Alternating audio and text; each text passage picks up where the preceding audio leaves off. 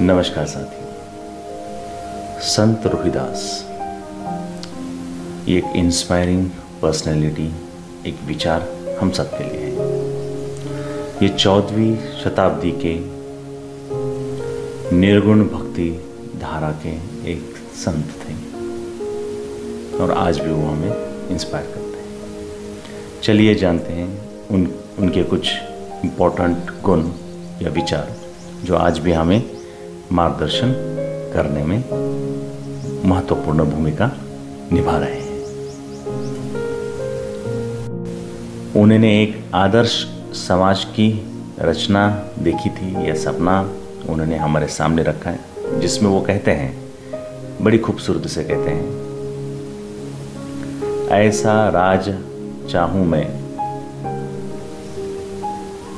जहां मिले सबन को अन्न, छोट बड़े सब सम बसे, रहदास रहे प्रसन्न। ये जो समाज की कल्पना है उसको उन्होंने नाम दिया है बेगमपुरा। बेगमपुरा यानी जहाँ गम को कोई भी स्थान नहीं है और सब हंसी खुशी जीवन यापन कर रहे हैं। यही तो सपना हमारा भी है। उन्होंने रीजन ओवर सुपरस्टिशन इस पर जोर दिया। साइंटिफिक टेम्परामेंट को उन्होंने प्रमोट किया। सच्चा मन और श्रम ही एक कुंजी है जिसके द्वारा आप सफलता प्राप्त कर सकते हैं, यह भी उन्होंने मार्गदर्शन किया। Good conduct, ethics and compassion over blind faith, ये उन्होंने प्रमोट किया है।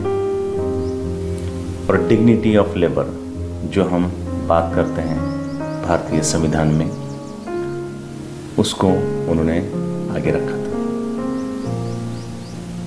मन की अगर बात करते हैं तो उन्होंने ये भी कहा है, मन चंगा तो कटौती में गंगा। इसका मतलब ये है, अगर आपका मन सही है, सच्चा है, तो आपको शुद्ध होने के लिए किसी तीर्थ स्थान या किसी एक सो कॉल्ड स्वच्छ नदी के ऊपर जाने की जरूरत कदापि नहीं है।